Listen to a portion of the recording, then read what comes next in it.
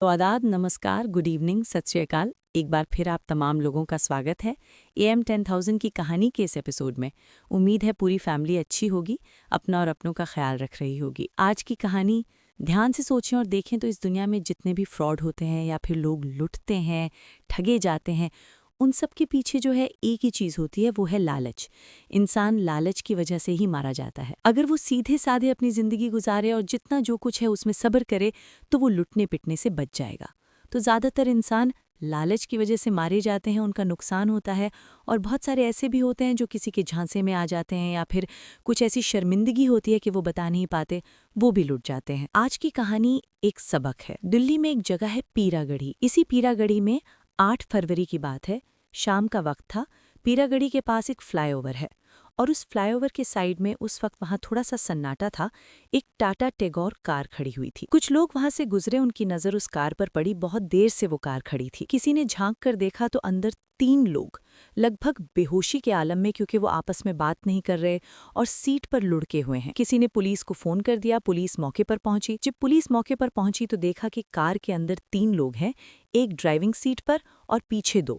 Driver के बराबर वाली सीट खाली है। पुलिस ने फौरन कार का दरवाज़ा खोला और तीनों को वहां से निकाला। तीनों एकदम बेहोशी के आलम में, और उन्हें फौरन पास के सरकारी अस्पताल ले जाया गया। पहले तो यही लगा कि तीनों बेहोश हैं, या तो फिर दूसरा ये है कि तीनों ने जान देने की कोशिश की, या फिर तीनों का कत्ल हुआ है। अस्पताल जाने के बाद डॉक्टर ने कन्फर्म कर दिया कि तीनों जिंदा नहीं हैं, तीनों की मौत हो चुकी है। अब 3 मौत का मामला था। पुलिस दिल्ली ने फौरन अपनी तफ्तीश शुरू की। सबसे पहले उसी क्राइम सीन और उस कार की जांच की गई। जब कार की जांच की गई तो पुलिस ने पाया कि उस कार के अंदर शराब की कुछ बोतलें, प्लास्टिक के ग्लास और कुछ नमकीन वमकीन पड़ा हुआ है। अब ये सारी चीजें देखकर और उस कार में बैठे उन 3 में से एक तो बेहद बुजुर्ग थे और 2 अधेड़ उम्र के। अब ऐसा तो हो नहीं सकता जो अक्सर दिल्ली में होता है, कारोबार एक शब्द है यहाँ पर, कार के अंदर बार बनाकर लोग खुलेआम पीते हैं, तो वो भी नहीं और वो जगह भी ऐसी नहीं। तो फिर शराब की बोतलें, खाली ग्लास और 3 लोग बेहोशी के आलम में, बाद में पता चला उनकी मौत हो चुकी है।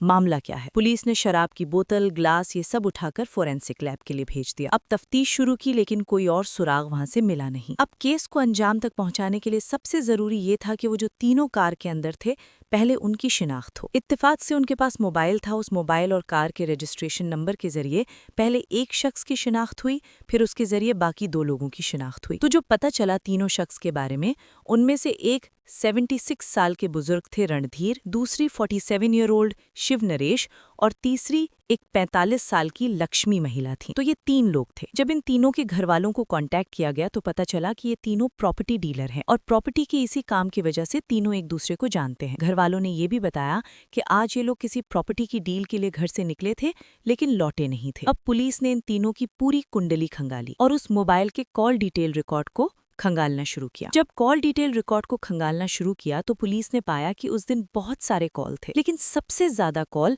लक्ष्मी के नंबर पर था, वो जो महिला थी, और उनके नंबर पर बहुत सारे कॉल थे। एक कॉल जो सबसे ज्यादा थी, पुलिस ने उस पर नंबर घुमाया। जब नंबर घुमाया तो उस कॉल का लोकेशन निकला गाजियाबाद, दिल्ली के करीब। फिर उस फोन के बारे में पता किया तो एक शख्स का नाम आया सामने कि ये फोन उसका है। अब पुलिस ने कहा कोई ना कोई लिंक तो हो सकता है, ये भी हो सकता है कि प्रॉपर्टी डीलर का काम करता हो, तो उस वजह से भी गया, लेकिन इन तीनों की मौत का कनेक्शन उससे जुड़ेगा कि नहीं पता नहीं। इस दौरान में पुलिस की एक टीम अब लग गई आसपास के सीसीटीवी फुटेज को खंगालने में। जो टीम जांच कर रही थी उसे एक चीज बड़ी अजीब लग रही थी कि इस कार में 3 लोग थे और ड्राइवर की बराबर वाली सीट खाली थी। अमूमन ऐसा होता कि एक शख्स ड्राइवर के बराबर की सीट पर बैठ जाता और एक पीछे, तो यहाँ 2 पुरुष और एक महिला थी, तो तय ये था कि शायद लक्ष्मी जो महिला थी वो पीछे बैठे और बाकी 2 आगे, लेकिन ड्राइवर की सीट खाली थी।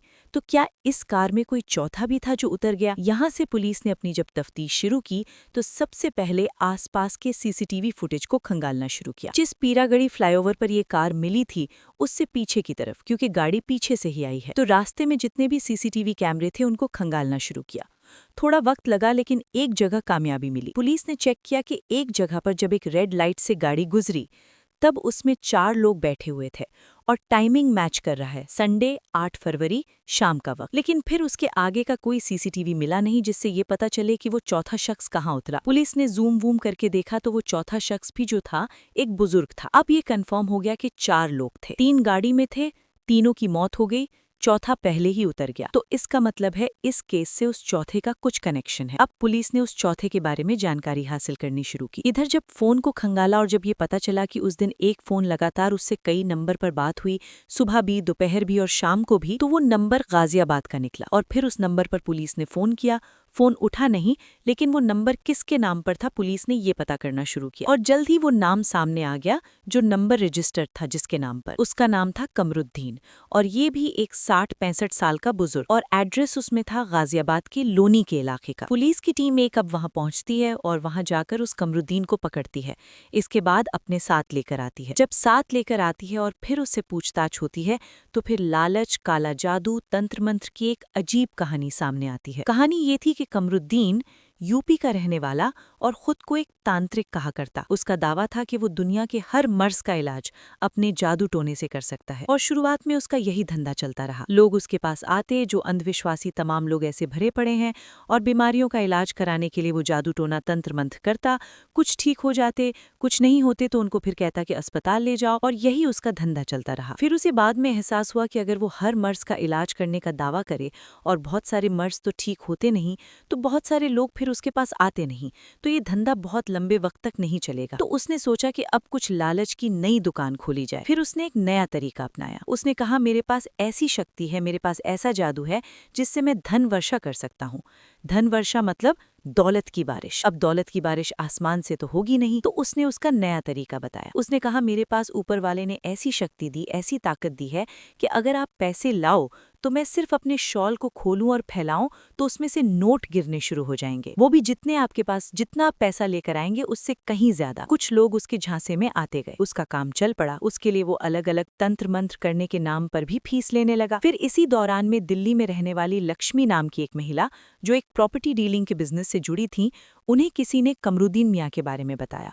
और तब लक्ष्मी बीमार थी कि वो बाबा बड़े मर्ज का इलाज करते हैं, उनके पास जड़ी बूटी और जादू शक्ति सब है। लक्ष्मी एक रोज पहुंच जाती हैं कमरुद्दीन मियाँ के पास और वहां जाकर अपनी परेशानी बताती हैं। कमरुद्दीन उनसे पैसे लेता है, तंत्र मंत्र, जादू टोना सब कुछ करता है, और धीरे धीरे, अब इसे इत्तेफाक कहिए क्योंकि ऐसे पेशे में बहुत सारे इत्तेफाक और भी होते हैं जिसे कई लोग चमत्कार मान लेते हैं। हुआ ये कि लक्ष्मी की बीमारी ठीक हो गई और अब लक्ष्मी का भरोसा कमरुद्दीन मियाँ पर बढ़ गया कि वाकई एक चमत्कारी पुरुष है। अब धीरे धीरे लक्ष्मी जो है कमरुद्दीन मियाँ के लिए ऐसे लोगों के सामने जाकर प्रचार करने लगी। इसी दौरान अब जब लक्ष्मी पूरे भरोसे में आ चुकी थी, तब एक रोज कमरुद्दीन मियाँ ने कहा कि मैं धन वर्षा भी करता हूँ, मेरे पास वो ताकत है, मैं पैसे के दुगना तिगना चौगुना कुछ भी कर सकता हूँ। एक रोज उसने ऐसे ही लक्ष्मी से पूछा, आपके पास कितने पैसे हैं? लक्ष्मी ने कुछ पैसे निकाले। उसने उन पैसों को लिया और उन्हीं के सामने अपने शॉल में रख दिया। थोड़ी देर के बाद वो अपना तंत्र मंत्र जो भी है करता रहा और फिर उसने शॉल को झटका दिया खोलकर, और उसमें से अनगिनत नोट नीचे गिरने लगे। ये सब कुछ लक्ष्मी के सामने हो रहा है। लक्ष्मी हैरान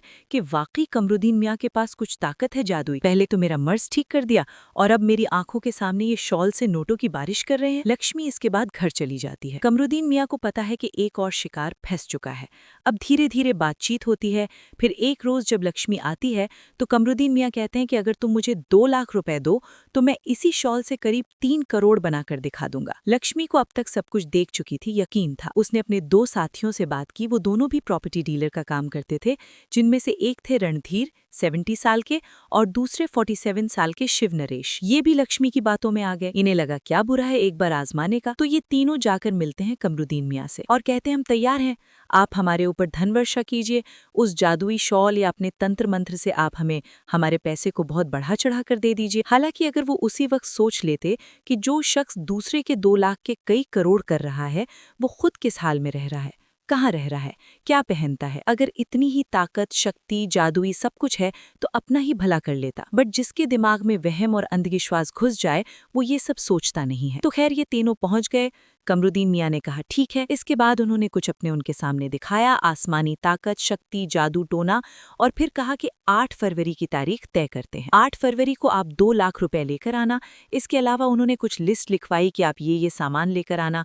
इसमें कुछ जादू वटोने की चीजें थीं, शराब की एक बोतल, ग्लास। तो वो लिस्ट दे दी और कहा 8 तारीख को आप दिन में घर आओ। अब जो गाजियाबाद में जो घर है जहाँ पर ये तांत्रिक रहता है, एक तरह से इसका सेंटर है, वो भी बड़ा अजीब माहौल पैदा करता है। उस घर के अंदर एक मजार है। अमूमन जहाँ इंसान रहते हैं घर के अंदर मजार या कब्र नहीं होती, लेकिन इस तांत्रिक ने कर बना रखा है और उसकी वजह से बहुत सारे लोग जो वहाँ जाते तो ऐसा एम्बियंस क्रिएट होता, ऐसा माहौल होता कि उन्हें लगता कि ये कोई पहुंचा हुआ बाबा है, क्योंकि जिस घर में रह रहा वहाँ मजार भी है तो और भी थोड़ा ज्यादा उसके ऊपर भरोसा होने लगता। तो 8 फरवरी को तीनों तय वक्त पर कमरुद्दीन मियाँ के घर पहुंच जाते हैं। इसके बाद कमरुद्दीन वहाँ उनके सामने तंत्र मंत्र सब कुछ करता है। फिर अचानक वो कहता है मैं भी आता हूँ। वो बाहर निकल जाता है।